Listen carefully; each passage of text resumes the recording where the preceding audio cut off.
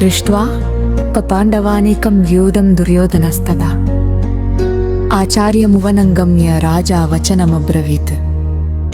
ధృతరాష్ట్రుడు పుట్టుకతో అంధుడు. దురదృష్టవశాత్తు అతనికి ఆధ్యాత్మిక దృష్టి సైతము లోపించెను. ధర్మ విషయమున తన పుత్రులు తనతో సమానముగా అంధులని అతడు ఎరిగి ఉండెను. పుట్టుక నుండియు ధర్మాత్ములైన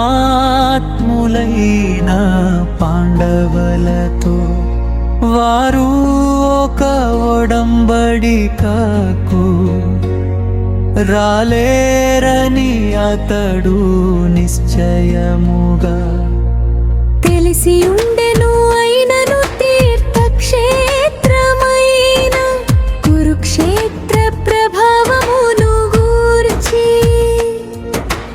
అతడు సందేహాస్పదుడై ఉండెను. యుద్ధరంగమందలి పరిస్థితిని గూర్చి ప్రశ్నించుటలో అతని అంతరార్థమును సంజయుడు అవగతము చేసి కొనగలిగెను.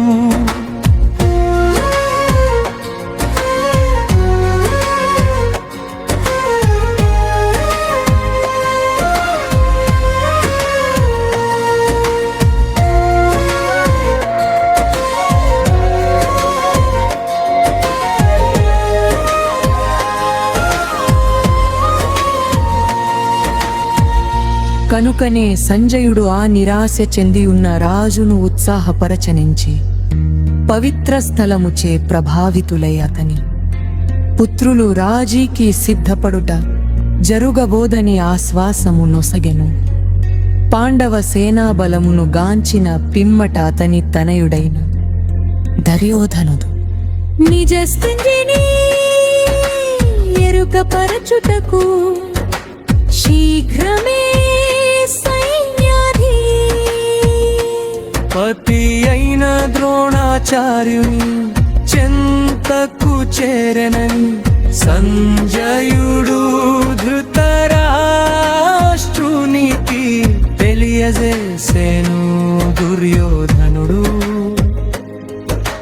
రాజుగా పేర్కొనబడినను పరిస్థితి యొక్క తీవ్రతననుసరించి స్వయముగా సైన్యాధిపతి వద్దకు వెడలవలసి వచ్చెను. కనుకనే రాజకాలకు అతడు చక్కగా తగి ఉన్నాడు. కాని పాండవ సేన వ్యూహమును గాంచిన పిమ్మట అతడు పొందిన భయమును ఆ రాజనీతి నిపుణత మరుగుపరచలేకపోయెను.